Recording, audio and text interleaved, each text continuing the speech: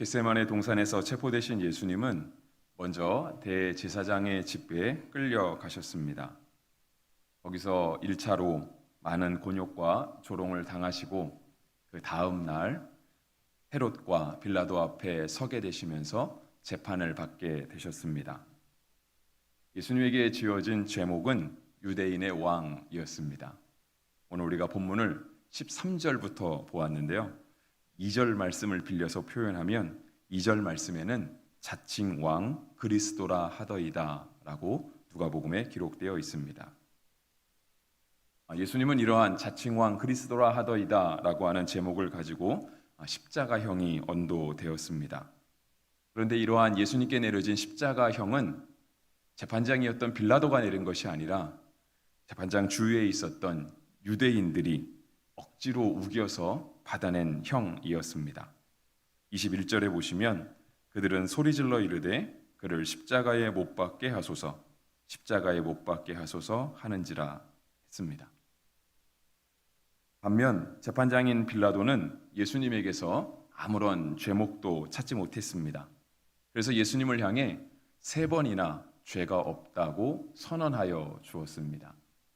그 당시 재판장은 유대인들이 아니라 로마에서 총독으로 파견된 빌라도였습니다. 재판장이 무려 3번이나 무죄 선언을 했음에도 불구하고 유대인들은 끝까지 예수님을 십자가에 못 박아야 한다고 이야기했습니다. 빌라도의 무죄 선언은 먼저 14절에 나와 있습니다. 이르되 너희가 이 사람이 백성을 미혹하는 자라 하여 내게 끌고 왔도다. 보라 내가 너희 앞에서 신문하였으되 너희가 고발하는 일에 대하여 이 사람에게서 죄를 찾지 못하였고, 빌라도는 예수님에게서 죄를 찾지 못하였다고 명확하게 이야기했습니다. 그리고 이어지는 15절에서도 다음과 같이 이야기했습니다. 헤롯이 또한 그렇게 하여 그를 우리에게 도로 보내었도다. 보라 그가 행한 일에는 죽일 일이 없느니라. 우리가 새벽 시간 성경을 꼼꼼하게 다 살펴보지는 않았지만 누가복음의 기록에 의하면 예수님은 먼저 대제사장의 집에 끌려가셨다가 공회 앞에도 잠깐 서셨고 또 그 당시 유대를 통치하고 있었던 헤롯 왕 앞에도 잠깐 섰습니다. 그리고 헤롯 왕 앞에 갔다가 도저히 그들은 죽일 죄를 찾지 못하니 그 당시 재판장이었던 빌라도에게 가서 예수님의 죄를 찾아달라고 했습니다. 그런데 15절에 보시면 헤롯도 예수님에게서 아무런 죄를 찾지 못하였다라고 기록하고 있습니다. 그리고 빌라도 역시 예수님에게서 죽일 일이 없다라고 하는 것을 발견했습니다. 그리고 마지막 22절에서 빌라도는 3번째로 예수님의 무죄하심을 선언했습니다. 빌라도가 3번째 말하되 이 사람이 무슨 악한 일을 하였느냐 나는 그에게서 죽일 죄를 찾지 못하였나니 때려서 놓으리라 하니. 예수님에게서 아무런 죄를 찾지 못한 빌라도는 어떻게든 예수님을 풀어주려 했습니다. 그것이 공정한 재판장의 모습일 것입니다. 그런데 23절의 말씀을 보시면 유대인들이 이겼다라고 표현하고 있습니다.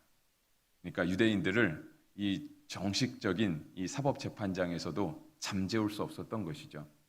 그래서 빌라도가 하나의 타협안을 제시했습니다. 그것은 22절에도 나와 있고 16절에도 나와 있는데 때려서 놓겠다라고 하는 것입니다. 이러한 때려서 놓겠다라고 하는 이러한 타협책은 참 괜찮은 안이었습니다. 먼저는 자기가 재판장으로서 무언가 기소된 죄인을 향해 그리고 주변에 많은 증인들이 죄가 있다라고 하는 사람을 향해 그냥 놓아줄 수는 없잖아요. 그러니까 일종의 이렇게 몸에 제재를 가하는 그런 형을 선언한 것이죠. 그리고 유대인들에게도 참 괜찮은 타협안이었습니다. 죽일 죄는 없지만 그들이 예수님을 때려서 놓는 것으로 하면 유대인들의 권위도 무시되지 않을 수 있습니다. 그리고 결정적으로 당시 예수님은 많은 무리들에게 큰 신망을 받는, 그래서 많은 무리들이 예수님을 따라다녔기 때문에 이러한 예수님을 향해서도 경고를 줄 수 있는 것이었습니다. 그런데 유대인들은 이러한 빌라도의 타협안을 받아들이지 않았습니다. 23절에 말씀드린 것처럼 유대인들이 이겼고요. 도리어 이제는 유대인들이 다른 제시안을 빌라도에게 내놓았습니다. 그것은 무엇이냐면 바라바를 놓아달라 하는 것입니다. 근데 이 바라바는 당시 밀란과 살인으로 옥에 갇힌 사람이었습니다. 19절에 그렇게 기록이 되어 있습니다. 빌라도의 모습과 유대인들의 모습을 통해서 우리는 예수님의 무죄하심을 확인할 수 있습니다. 그리고 반면에 예수님의 죄가 없으심과 빌라도의 무능력함, 그리고 유대인들의 억지를 바라볼 수 있습니다. 그리고 예수님의 죄를 판결하기 위해서 유대인들은 예수님을 재판장에 그 재판석에 세웠는데 예수님의 죄는 드러나지 않고 빌라도의 죄와 유대인들의 죄만이 더욱 드러나게 되었습니다. 그 결정적인 것이 바로 바라바를 풀어주라는 이 이야기입니다. 바라바는 성경에도 기록된 것처럼 밀란과 살인으로 옥에 갇힌 자, 성경이 기록하고 있습니다. 이 당시는 왕정국가지 않습니까?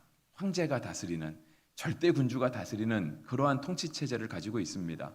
왕정국가에서 밀란은 곧 반역입니다. 반역만큼 그 당시 큰 죄가 있을 수가 없는 것이죠. 그런데 이들은 죄 없는 예수님을 죽이기 위해서 정말 그 당시 존재하는 그 어떠한 큰 죄보다, 대역죄보다도 예수님을 죽여야 된다고, 대역죄를 풀어주는 한이 있어도 예수님을 죽여야 된다라고 이야기할 정도였습니다. 살인도 역시 마찬가지죠. 사람이 사람을 죽이는 건 있을 수 없는 일입니다. 만약에 사람이 사람을 함부로 죽일 수 있다라고 하면 사람이 사는 세상과 짐승이 사는 세상이 크게 다르지 않을 것입니다. 짐승은 딱 하나의 이유로 또 다른 짐승을 잡아먹잖아요. 배고프다라고 하는 이유로. 근데 사람이 저 사람을 내가 죽일 만큼 싫다라고 하는 하나의 감정을 가지고, 내가 저 사람에게는 꼭 무언가를 보복해야 된다라고 하는 복수심을 가지고 사람이 사람을 죽인다라고 한다면 저 짐승의 세계와 사람이 살아가는 세계가 크게 다르지 않을 것입니다. 유대인들은 우리가 밀란과 살인으로 명확하게 옥에 갇힌 사람을 놓아주어서까지 예수님을 죽여야 한다고 주장했습니다. 이런 유대인의 죄가 얼마나 비상식적이고도 무거운지를 성경은 분명히 우리에게 보여줍니다. 빌라도 역시 마찬가지죠. 빌라도는 총독으로 파견된 사람입니다. 우리가 이 식민지 시절을 지난 지 너무 오래됐죠. 여기 계신 어르신들 중에 아마 식민지 시대를 사신 분이 몇 분 계실 수 있을 것 같습니다. 근데 대부분의 사람들은 그 총독이 다스리던 시대를 모르잖아요. 저 역시 모릅니다. 그냥 우리가 사료를 통해서만 그 당시의 어려움이 어떤 것이라는 것들을 짐작할 뿐이죠. 지배자의 법이 피지배자에게 정의롭게 여겨지지 않을 수는 있습니다. 그렇지만 피지배자가 요구했던 것, 피지배자가 하나 자신들을 짓밟고 정복한 나라에 대해서 그래도 한 가지 바라는 것들이 있다라고 한다면 법대로 제대로 심판받기를 바라는 것 아니겠습니까? 이 빌라도는 당시 로마법이 유대인들에게 정의롭지 안 정의로운지 그거를 따져보지도 않고요. 그냥 유대인들의 요구에 의해서 그들을 조금 더 그들의 마음을 어떻게든 아울러 보려고 하는, 그래서 자신이 조금 더 총독으로 평안하게 있기 위한 그 목적으로 그냥 유대인들의 말을 들어주었습니다. 빌라도는 재판장으로도 그렇고 통치자로도 그렇고 어느 것 하나 제대로 감당해내지 못했습니다. 이러한 유대인의 모습, 또 빌라도의 모습과 같이 세상은 간혹 예수님을 억지로 죽이려고 하는, 억지로 예수님을 이 사회에서 그 영향력을 줄여보거나 없는 사람처럼, 마치 존재하지 않는 사람처럼 여겨보려고 합니다. 마치 우리가 예수님을 믿는 것이, 마치 우리가 기독교 신앙을 따라 사는 것이 사회를 혼란에 빠뜨리는 것처럼, 세상을 거스리는 것처럼 그렇게 치부하려고 하기도 합니다. 믿지 않는 사람들은 충분히 그럴 수도 있습니다. 왜냐하면 그들은 신앙이 없기 때문에 충분히 이렇게 그렇게 바라볼 수 있죠. 하지만 간혹 우리에게도 이런 모습이 나타날 때가 있습니다. 우리가 구체적으로 다 언급할 수는 없지만 우리도 살아가면서 간혹 예수님이 이 순간은 조금 눈 감아 주셨으면 좋겠다라고 생각할 때가 있다는 것이죠. 우리의 언어 생활에도 그렇습니다. 우리가 이렇게 남에게 상처 주는 말들 할 때 우리의 감정이 막 통제가 되지 않아서 그냥 이렇게 하고 싶은 말들을 막 내뱉을 때 이런 말은 좀 예수님이 안 들으시면 좋겠다 생각할 때가 있고요. 어쩌면 그러한 생각조차 하지 못할 때가 있죠. 그냥 감정에 휩쓸려 살 때가 있고 일에 치여 살 때가 있고 그렇습니다. 우리는 유대인이나 빌라도만큼 그렇게 비상식적이고 극악무도한 죄인은 아니지만 때때로 우리도 우리의 삶 가운데 예수님이 잠깐은 가만히 계셨으면 하려고 하는 때가 있다라고 하는 것입니다. 그런데 오늘 본문은 유대인과 빌라도의 말을 빌려서 예수님의 죄 없으심을, 예수님의 무죄하심을 명백하게 증거합니다. 그래서 요한복음 1장 29절에서는 예수님을 향해 보라, 세상 죄를 지고 가는 하나님의 어린 양이로다 했습니다. 죄 없으신 그분이 마치 한 마리 어린 양처럼 되어서 세상의 죄를 대신 짊어지시고 하나님께로 나아간다 하는 것입니다. 이렇게 예수님은 죄가 없으셨기 때문에 굳이 빌라도의 선언이 아니어도요, 예수님은 정말 무죄하신 분으로 이 땅에 오셨기 때문에 우리의 죄를 사하실 수가 있습니다. 이것을 우리가 쉽게 생각해 보면 이와 같이 설명드릴 수도 있습니다. 제가 아들이 하나 있는데요, 저와 저의 아들이 어느 날 정말 이렇게 모의를 잘해서 정말 이렇게 머리를 잘 싸매서 계획을 잘 세운 다음에 예를 들어서 은행을 털었다라고 한번 가정해 보겠습니다. 정말 아주 치밀한 계획을 세운 거죠. 절대 잡히지도 않고 완벽한 계획을 세워서 저와 저희 아들이 공모해서 은행을 털었습니다. 그런데 정말 치밀하게 잘 세운 계획답게 성공했다고 한번 쳐보겠습니다. 그래서 정말 이제는 우리가 가지고 있는 많은 것을 가지고 이걸 어떻게 쓸까 계획을 머리를 굴리는 거죠. 그런데 요즘 시대에 이렇게 완벽한 범죄는 있을 수 없잖아요. 훗날 경찰이 와서 우리를 잡았다라고 했을 때 정말 아들과 제가 함께 잡혀가야 되는 그 상황 속에서 그래도 제가 아비잖아요. 그러니까 경찰 앞에서 이 모든 계획은 다 내 머리에서 나온 거라고, 내가 아들의 죄까지 다 내가 짊어지고 나 혼자 대신 감옥에 가겠으니 우리 아들은 놓아달라고. 근데 만약에 그 말을 듣고 경찰이 우리 아들을 놓아주면 그건 정의로울까요? 정의롭지 않을까요? 당연히 정의롭지 않습니다. 사람은 자신의 죄를 지고 그 죄값을 받을 뿐입니다. 그 누구도 다른 사람의 죄를 대신해 줄 수는 없습니다. 성경은 우리에게 말하잖아요. 오늘 유대인도 그렇고 빌라도도 그렇고 다 그러한 죄인에 불과했습니다. 유일하게 예수님의 죄를 드러내려고 했는 그 재판장에서 유일하게 예수님만이 죄가 없는 분으로 판명이 되었습니다. 사람은 다 죄인입니다. 그러면 도대체 누가 누구의 죄를 사해 줄 수 있을까요? 이래도 말씀드렸지만 사람에게서는 스스로를 구원할 수 있는 아무런 힘과 능력이 없습니다. 너도 죄인, 나도 죄인인데 누가 누구의 죄 대신해서 형벌을 받겠다던가 내가 대신 죄값을 살겠노라고 말할 수 있는 사람은 없는 것이죠. 그건 어불성설입니다. 그래서 만약에 사람의 죄를 대신한다라고 한다면 사람의 존재 밖에 있는 그 누군가가 와서 사람의 죄를 대신 짊어지고 가주어야만 합니다. 그게 바로 예수님이죠. 예수님은 하나님이시잖아요. 예수님은 사람이 아니시잖아요. 예수님은 사람과 같은 테두리 안에 살면서 사람이 지은 죄를 똑같이 지는 분이 아니시잖아요. 예수님은 우리는 하늘에 계시다고 표현을 하지만 사람의 사는 이 세계와 분리된, 그래서 사람과는 존재가 다르시잖아요. 일반적인 용어로 하면 그냥 예수님은 신이시잖아요. 그분이 사람의 죄를 사하시기 위해서 잠깐 사람의 몸을 입고 오시는 거예요. 그래서 예수님만이 우리의 죄를 사할 수가 있는 것입니다. 반대로 또 그것도 있습니다. 누가 누구의 죄를 대신하기 위해서, 예를 들어서 사람이 죄를 지었는데 사람의 죄를 어린 양이나 송아지나 비둘기에게 전가한다라고 하면 사람의 죄가 사하여질까요?